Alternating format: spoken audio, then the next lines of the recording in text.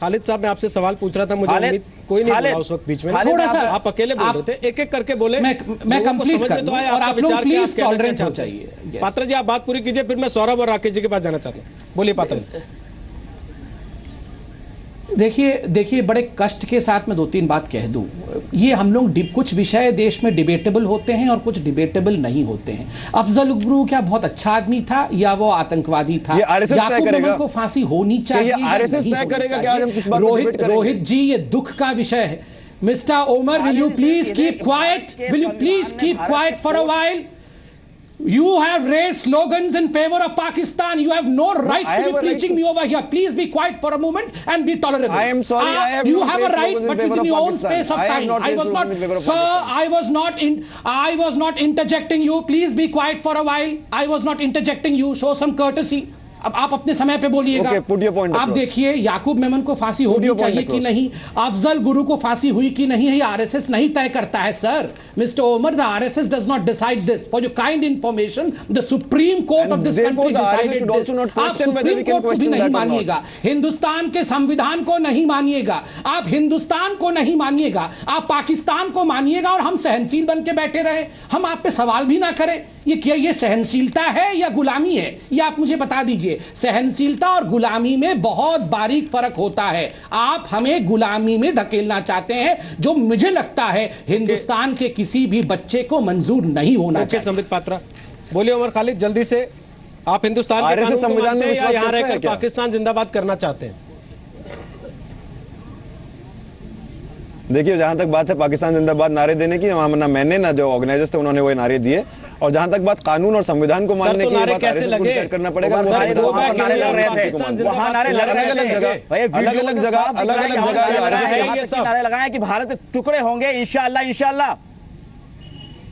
आप इस बात को झुठला नहीं सकते कि ऐसे नारे नहीं लगे। नारे हमने नहीं लगाए, यहाँ जितने भी लोग प्रेजेंट थे उस समय तो सबने, देखिए वहाँ आपने नहीं लगाए तो I can only speak on behalf of the organizers because I was one of the organizers. Sir organizers मेरे हमारे किसी लोगों ने नारा नहीं लगाया है। बात ये एक बात नारे की नहीं, ऑर्गेनाइज, और आप खुद लगा रहे थे उमर, आप खुद लगा रहे थे नारे। उमर, आप किसको झूठा ठहरा रहे हैं? आप खुद इस तरह के नारे लगा रहे थे। कौन सा नारा? आपने खुद ये नारा लगाया कि भारत कौन सा नारा इंशाअल्लाह? कौन सा नारा मैंने लगाया? जो आपने नारे अभी गिनाए हैं, जो आपने नारे लगाए। बोलिए, एक काम करते हैं, सुनिए। देखिए, आपने सौरभ, उमर, देखिए आपने सवाल पूछा है, मैं जवाब देता हूं। उमर एक काम कर रहे हैं, मैं आपने सवाल पूछा है, मुझे जवाब तो दीजिए ना सर। आपने आरोप लगाया, एक बेबुनियाद आरोप लगाया है, कुछ सुनवा रहा हूं, जवाब तो सुनिए। मैं आपको कुछ सुनवा रहा हूं। सवाल मेरा नहीं था, आरोप लगाया सौरभ, उनका सवाल था, मैं तो बोला ही नहीं बीच में।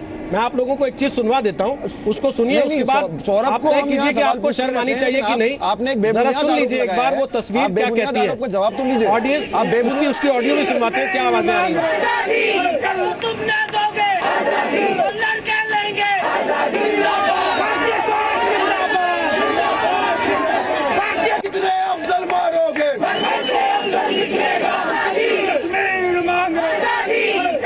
उमर साहब, अब ये बता दीजिए कितने अफसल मारोगे? हर घर से अफजल निकलेगा, लड़कर लेंगे आजादी, कश्मीर मांगे आजादी, पाकिस्तान जिंदाबाद। ये करने के लिए आपने कल्चरल इवेंट किया था क्या वहां पर? और इसको अगर आप ये कहते हैं कि आपकी अभिव्यक्ति की आजादी है ये, तो सर उसके बाद तो आपसे बहस करने का कोई तुक ही नहीं बनता। देखिए, आपने सवाल पूछा है, मैं आपका जवाब देना चाहूंगा। बोलिए। और आप मुझे बस 2 मिनट का समय दीजिए, मैं आपका जवाब दूंगा। जहां तक बात अफजल को सपोर्ट करने की बात है, आप शायद जी न्यूज का वर्जन और आरएसएस का वर्जन और इंडियन स्टेट का वर्जन एक है, लेकिन यहाँ सर इस देश के सुप्रीम कोर्ट और संविधान का वर्जन है, वो राष्ट्रपति की मोहर लगी है उस पर। अगर आप उसको चैलेंज कर रहे हैं, देखिए उसके लिए आप अदालत के दरवाजे जा सकते हैं, लेकिन आप एक शैक्षणिक संस्थान को चौराहा नहीं बनाएंगे इस तरीके की नारेबाजी के लिए। क्यों नहीं बनाएंगे? क्यों नहीं? सर लोअर कोर्ट से लेकर सुप्रीम कोर्ट तक हर कोर्ट ने फांसी की सजा पर मोहर लगाई है, अब फांसी हुई है यूनिवर्सिटी में हर एक। और आप अपने आप को पढ़ा लिखा कह रहे हैं, ये सब देखने के बाद ये नारा लगा के आप पढ़ा लिखा कहते हैं अपने आप? हमेशा यही बात कहते हैं कि ये सारी चीजें हम यूएपीए के खिलाफ हैं, बहुत सारे कानून के खिलाफ हैं, मास्को के खिलाफ हैं। हम यहाँ जिस तरीके से बहुत सारे शोषण हो रहे हैं हम उसके बारे में बात करते हैं। एक यूनिवर्सिटी स्पेस एक ऐसा स्पेस होता है जहां हर मुद्दे पे हर पक्ष रखने की आजादी सबको होनी चाहिए। अदरवाइज अगर यूनिवर्सिटी स्पेस में डिबेट को कर्टेल किया जाए तो यूनिवर्सिटी स्पेस की वाइब्रेंसी, यूनिवर्सिटी स्पेस का मतलब खत्म हो जाता है। एक यूनिवर्सिटी स्पेस जब लोग एबीवीपी एक बेहुदा प्रोग्राम कराता है, मुसलमान विरोधी प्रोग्राम, दलित विरोधी प्रोग्राम, आदिवासी विरोधी प्रोग्राम, हम लोग जाके उनको वैंडलाइज करते हैं। हम जानते हैं एबीवीपी को हम पॉलिटिकली आइसोलेट कर सकते हैं और एबीवीपी जानता है वो हमको पॉलिटिकली आइसोलेट नहीं कर सकते। इसलिए सौरभ विरोध करेंगे। सौरभ देखिए, आप दोनों साथ में बोलेंगे तो किसी की बात समझ में नहीं आएगी। उन्होंने अपना पॉइंट रख लिया, आप अपनी बात रखिए, उसके बाद मैं राकेश जी के पास जा रहा हूं। बोलिए सौरभ, 40 सेकंड है आपके पास। रोहित जी, पहली बात तो ये कि मैं आपको बहुत बहुत धन्यवाद देना चाहता हूं कि ऐसा कार्यक्रम जो पहले पिछले 2-3 सालों से यहाँ कैंपस में हो रहा है, पहली बार पूरे देश के सामने ये बात आ रही है कि हमारे कैंपस में किस किस तरीके की घटनाएं होती हैं। केवल यही बात नहीं है, जब ये वही लोग हैं, जब 76 हमारे जवान मरे थे दांतेवाड़ा में तो ये सेलिब्रेट कर रहे थे। ये कहते हैं कि इनकी अभिव्यक्ति की स्वतंत्रता है। इनकी अभिव्यक्ति की स्वतंत्रता केवल याकूब मेमन और अफजल गुरु जैसे जो हमारे आतंकवादी हैं उनके लिए ही क्यों आता है? हमारा जब जवान सियाचिन में बच करके आता है उसके लिए इनकी कभी आवाज क्यों नहीं निकलती है? वो जब हॉस्पिटल में अपने जीवन के लिए मर रहा है तब उनके लिए आवाज क्यों नहीं आती है? हमारे यहाँ के जो गरीब लोग हैं उनको जब चीजें नहीं मिलती हैं, सहूलियतें नहीं मिलती हैं, उनके लिए आवाज क्यों नहीं उठती है? जब भी जहां भी भारत में कहीं भी विखंडन की बात आती है, कहीं भी कोई बात उठाता है भारत को तोड़ने की, तो इनको इनका समर्थन मिलता है। ये क्या अभिव्यक्ति की स्वतंत्रता है? क्या भारत का संविधान इसीलिए आपको अभिव्यक्ति की स्वतंत्रता देता है? अगर देता है तो उसके साथ आपको दायित्व भी देता है कि आप अपने फंडामेंटल ड्यूटीज को फुलफिल करें। और अगर आप अपने दायित्व को फुलफिल नहीं कर रहे हैं तो इस तरह के नारे लगाना गलत है। और इसको लेकर के अखिल भारतीय विद्यार्थी परिषद चाहे इस कैंपस में हो, चाहे देश में हो, कहीं भी हो, आपका विरोध करेगी और करती रहेगी। मेरा सवाल है कि आप लोग छात्र इस कैंपस में माहौल बदलेगा। सौरभ कुमार, उमर खालिद, आप लोग छात्र राजनीति कर रहे हैं, छात्रों के मुद्दों तक सीमित रहते हैं, उससे किसी को कोई दिक्कत नहीं होती। लेकिन जब आप देश के पैसे पर पढ़ने के नाम पर वहां राजनीतिक दुकानदारी चलाएंगे तो देश सवाल करेगा। बिल्कुल। मैं एक सवाल राकेश सिन्हा आपसे पूछना चाहता हूं। सर, इस देश में IITs हैं। सर, इस देश में IITs हैं। देश की सरकार सब्सिडी पर बच्चों को पढ़ाती है, वहां से बड़े बड़े वैज्ञानिक निकलते हैं। और IITs अपने छात्रों के सहारे सर सड़क के लिए तकनीक बनाते हैं, मौसम जानने के लिए तकनीक बनाते हैं, गैस के चूल्हे सस्ते कराने के लिए तकनीक बनाते हैं। सर, JNU क्या दे रहा है इस देश को? ये पाकिस्तान जिंदाबाद क्या दे रहा है JNU इस देश को? कश्मीर लेंगे लड़कर क्या दे रहा है JNU इस देश को? अफजल गुरु एक घर से छोड़ोगे तो हर घर से निकलेगा। रोहित जी, आपके सवाल का जवाब देने से पहले मैं एक छोटा सा बैकग्राउंड इनका पृष्ठभूमि बता दे रहा हूं कि भारत में वामपंथियों की ये हालत क्यों हुई। 3 घटनाएं देख लीजिए। जब इस देश में पाकिस्तान का डिमांड हुआ तो कम्युनिस्ट पार्टी ऑफ इंडिया ने एक गंगाधर अधिकारी प्रस्ताव पास किया था पाकिस्तान के समर्थन में। उसको फेमस है गंगाधर अधिकारी दस्तावेज। जब संविधान सभा बन रहा था तो इन्होंने कहा 22 संविधान सभा बनाओ, एक संविधान सभा से काम नहीं चलेगा। जब चीन ने भारत पर आक्रमण किया, जो मार्क्सवादी कम्युनिस्ट पार्टी आज बनी हुई है, जिस SFI का JNU में कुछ हद तक वर्चस्व है, उस कहा था मार्क्सवादी कम्युनिस्ट पार्टी का गठन ही इस बात पर हुआ था कि भारत पर चीन आक्रमण कर रहा है। चीन नहीं आक्रमण कर रहा, भारत चीन पर आक्रमण कर रहा है। चीन के रेड आर्मी को भारत आने दो, वो हमारी मुक्ति के लिए आ रहे हैं। यह कम्युनिस्ट पार्टी का इतिहास है। और ये जो पाकिस्तान जिंदाबाद का नारे लगा रहे हैं, कहते हैं अभिव्यक्ति की आजादी है। ये लोकतंत्र की बात करते हैं। लोकतंत्र का मतलब होता है राष्ट्र को तोड़ना, देश को तोड़ना। ये पाकिस्तान परस्त लोग, इनको भारत से पाकिस्तान भेज देना चाहिए। जाइए पाकिस्तान में जाकर भारत पाकिस्तान जिंदाबाद का नारा लगाइए। इनके ये न छात्र हैं, न भारत के नागरिक होने के अधिकार हैं। जवाहरलाल नेहरू यूनिवर्सिटी में सरकार का सब्सिडी लेते हैं, वो गरीब लोगों के लिए है, प्रतिभाशाली व्यक्तियों के लिए है। और ये वहां रहकर पाकिस्तान परस्ती दिखाते हैं, अफजल गुरु के पक्ष में बोलते हैं, सर्वोच्च न्यायालय का मानना कर रहे हैं।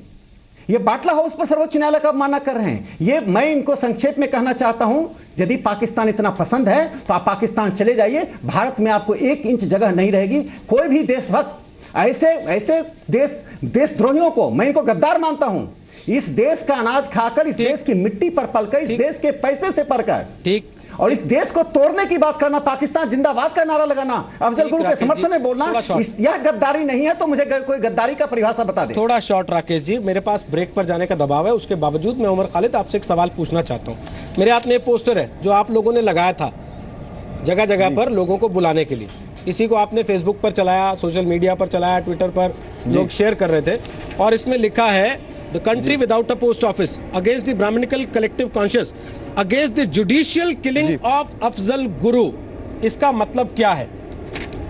Against the judicial killing of Afzal Guru, इसका मतलब क्या है? इस देश के संविधान और अदालतों ने आपके मुताबिक अफजल गुरु की हत्या कर दी। जब मैं आपको इसका मतलब बताता हूं, मैं आपको इसका मतलब बताता हूं। अगर आप अफजल गुरु के केस को क्लोजली स्टडी करते तो आप ये सवाल नहीं पूछ रहे होते। सर मैंने अदालत का फैसला पढ़ा है, हाई कोर्ट, सेशंस कोर्ट, मैंने अदालत का फैसला पढ़ा है सर। पूरे कोर्ट को देखें, अगर आप वो पूरे जजमेंट को देखें, वो जी एग्जैक्टली वो फैसला, जो फाइनल फैसला है, I am quoting the exact words, that we do not have any direct evidence to prove that there was a conspiracy and Afzal Guru was involved, लेकिन हम उसको फिर भी फांसी पे लटका रहे हैं to satisfy the collective conscious of the society. ये शर्मनाक बात है, शर्मनाक जजमेंट है। सर आपको लगता है कि हमारे देश की अदालतें सबूत नहीं है, आंख पर फिर भी पट्टी बांधती है पर अकल से अंधी है? आपको ये लगता है? ये कह रहे हैं बात है कि आंख पर पट्टी बांधती है पर अकल से अंधी है, ये कह रहे हैं? ये मुझे लग सकता है, मुझे लगने का अधिकार है या नहीं, ये कौन डिसाइड करेगा?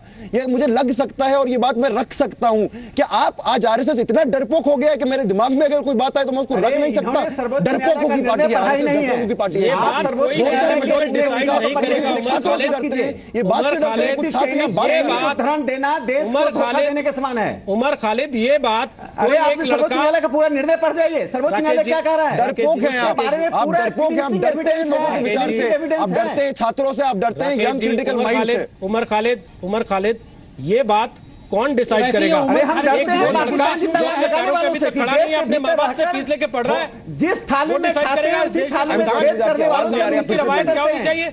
हमारे देश के बीच में कोई पाकिस्तानी रहे, उमर खालिद आप कल आईएसआई जिंदाबाद का नारा लगाएंगे और कहेंगे आप डरते हैं, क्यों नहीं डरेंगे? हम आपको पाकिस्तान भेजने के लिए तैयार हैं, आप चले जाइए पाकिस्तान। कल आप कहें आप जैसे लोगों की क्या जगह है? जवाहरलाल नेहरू यूनिवर्सिटी होने का मतलब, एकेडमिक फ्रीडम होने का मतलब, लोकतंत्र होने का मतलब, इस देश के राष्ट्रवाद के जड़ में मट्ठा डालना होता है। ये पूरे दुनिया में कौन देश अनुमति देगा? एक एक करके पूरे विश्व का कौन सा देश ऐसा करने की अनुमति देता है? तुम एक उदाहरण बता दीजिए। अमेरिका का वीजा दें, इंग्लैंड का वीजा दें, मैं हर जगह चले जाऊंगा, आप वीजा दे दीजिए। एक एक करके बोलिएगा तो अच्छा अरे लगेगा। अमेरिका आपको पाकिस्तान वीसा क्या भारत के बॉर्डर से वापस भेज दिया जाएगा? पाकिस्तान जिंदाबाद लगाने वालों की भारत में कोई जगह नहीं होनी चाहिए। उमर खालिद हर जगह भेजिए, मैं पूरा वर्ल्ड टूर करना चाहूंगा। उमर खालिद क्या अगली बार आप जिंदाबाद के नारा लगाएंगे? तो अच्छा आइए आप वर्ल्ड टूर कीजिए, यूनाइटेड नेशन चले जाइए। भारत में कोई जगह नहीं होगी, ये देशभक्तों की जगह है। यहाँ भगत सिंह, चंद्रशेखर आजाद राजगुरु ने आजाद किया है। आप तो शाहरुख खान को गद्दारों के लिए आजाद नहीं किया है। खान को पाकिस्तान भेजना चाहते हैं, मुझको पाकिस्तान भेजना चाहते हैं। मैं छोड़ दूं, किसको पाकिस्तान? माफी मांगा, उतनी जगह नहीं, जो भी करेगा उसे जाना पड़ेगा।